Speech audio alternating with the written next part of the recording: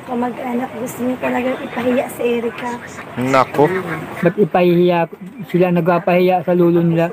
Ulot, grabe, nagkagulo pala sila, men. So, kumusta mga Kanoysi? Welcome back sa ating YouTube channel, Filipino Noysi. So, ngayong araw, mula kay Kalingap Vlog, meron itong pamagat na ang totoong karma nangyari na Kalingap Rab latest vlog today. So, kita natin sa thumbnail, nandito si Erica, yung lolo niya. So, panonoorin lang natin ito, guys. So, wag niyong ganong seryosoin. Panonoorin lang natin. Bibigyan lang natin ng reaction or mga lesson. Ika nga ni Real Talk Darbs, what are the 3 things we may learn in this kind of situation? Pero, wala kayong mali-learn dito. Sa akin lang to. Sa akin. Akin lang to.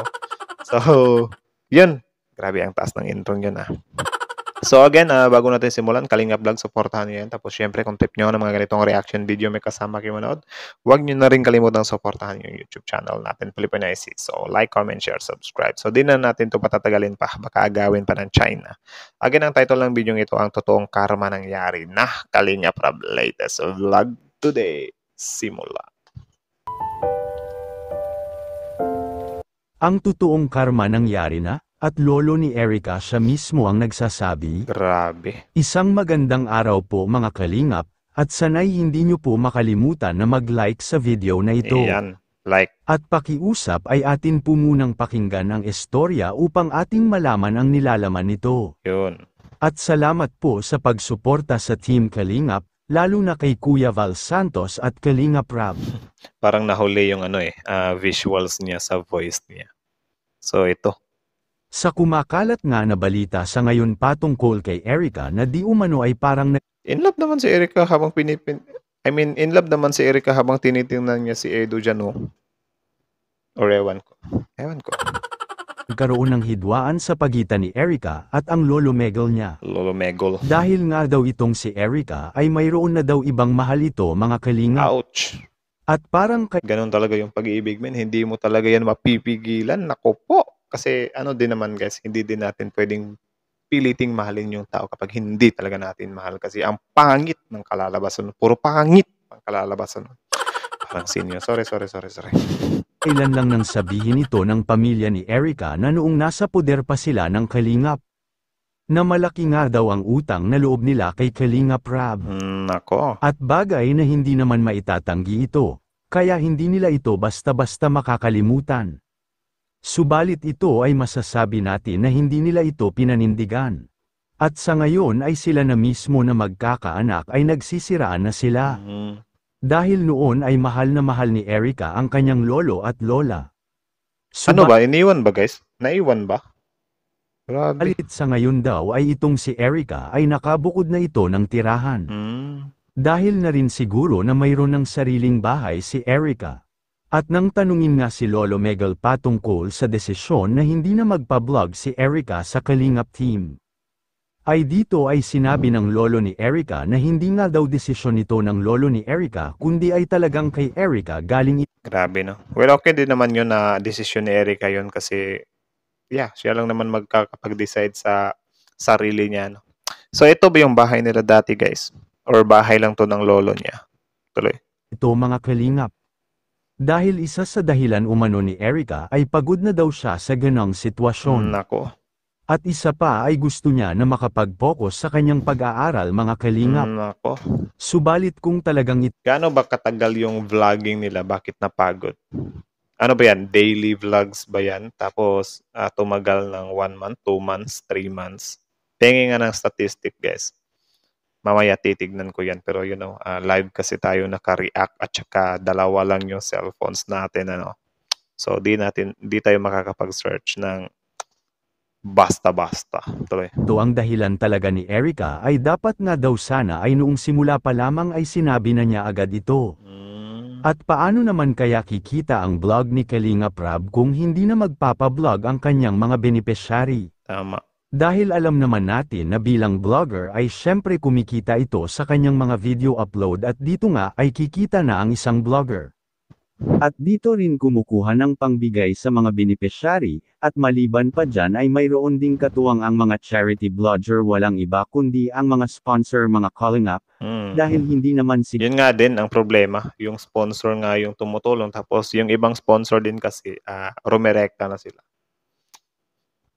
siguro ibibigay lahat-lahat ng kahit sino mang blogger dahil syempre ay may Blogger. pangangailangan din naman sila. At ang nangyayari sa ngayon ng pamilya ni Erica ay matatawag ba natin na karma? Hindi ako magpapasikat, yung totoo lang sa akin.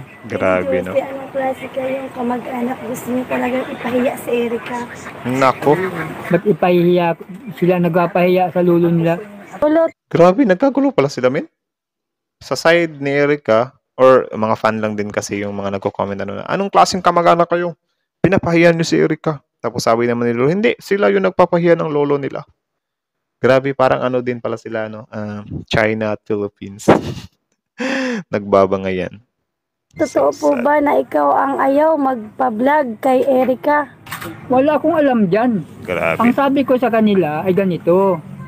I-vlog nila na, haliwa, sa isang linggo, 3 o 2. Wag lang yung Araw-araw. araw-araw. At mag-i-iswi lang nga si Erica. Hindi ko tinanggihan na ayaw ko magpa-vlog. Yun ang pinag-usapan namin ni Rob sa ni Ido dito. Kaya Grabe, men. Yun, parang wala naman palang pagpipigil, ano? Meron siyang changes of plans kasi yun nga, sabi ng lolo niya na, ano lang, men, wag araw-araw para makapag-aral pa tong apo ko. Pero parang, yung decision kasi ni Erica parang contradict sa lolo niya, no?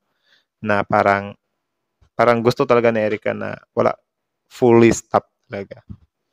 So, yan yung kinasama din ng mga netizens. vlog pa. Ayun, siguro na. Awang ko sa kanila, hindi ko alam.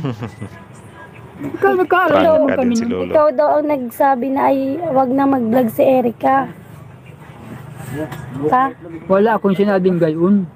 Mismo ang nagsasabi si Erica, ayaw na daw siya at mapapagod na siya. At sa kabila nito ay hindi rin maitatanggi na mayroon din pong taga-suporta ni Erica, mga kalingap, dahil para sa kanila ay may mabuting kalooban sa kapwa si Erica. Ano po masasabi nyo tungkol dito, mga kalingap? Yun. So, ayun, as per Kalingap Vlog, supportahan nyo yan, guys. Original video link in the description box below. So, go watch their videos. Supportahan nyo, like, comment, share, subscribe. Tapos, syempre, bago nyo iwan yung channel natin, Filipino SC, huwag nyo na rin kalimutang i-subscribe para sa mga ganitong mga usapin na mga makakapagbagbag ng bagbag. So, yan, kita nyo naman ang tanong dito, anong masasabi nyo. So, yun lang naman. At least meron nalinawan ako konti na patungkol nga dito sa sinasabi ng lolo niya. Kasi yung lolo niya ay parang na-attack na din ng mga tao na, "Uy, Lu, bakit kayo, kapag anak kayo, tapos kayo mismo yung kay Erica, ha? Pinapatigil nyo." Tapos yun, nilinaw naman ng lolo na hindi ako, men. Gusto ko nga makapag-aral yung apo ko, tapos sinabihan ko nga si Edo at si Rab or si Erica na kahit 3 times a week lang magpa-vlog para makapag-aral pa siya. Bakit ano ba yan, guys, yung kapag magpapa-vlog ba sila, absent ba siya? Or hindi pa siya nag-aaral that time? Kasi kung halimbawa ganyan, nag-aaral siya tapos pa-absent para i-vlog, siguro valid yung sasabihin niya na hindi na siya magpapa-vlog kasi napapagod siya, or siguro kapag after school tapos nagba-vlog agad, or even na-vlog siya after school tapos daily, parang yun, valid din yun na parang napapagod na siya, no? Pero yung something na aalis kang bigla tapos yun nga, mabalita-balitaan ng karamihan dito na inaano ka na pala ng ibang sponsor, nirerekta ka, yun yung something na kakaiba na din. Kaya dito din si Miss Erica na atake ng mga netizens. Tapos yun, kita nyo, pati lolo niya nadadamay, at yun, nagsalita na din naman si lolo at in-explain niya yung side niya. So yun lang naman, hati pala yung opinion ng mga tao dito. So may mga diehard fans sa Erica, may mga diehard fans dito yung Kalingap Rab, then meron din sa lolo. So sobrang hati din talaga yung ng mga tao. So, yun lang naman. Kayo, ano masasabi nyo dito? Comment down below. Pag-usapan natin yan sa comment section. So, that's it. Again, Kalingap Vlog, Filipino SC. Like, comment, share, subscribe. Filipino SC is out.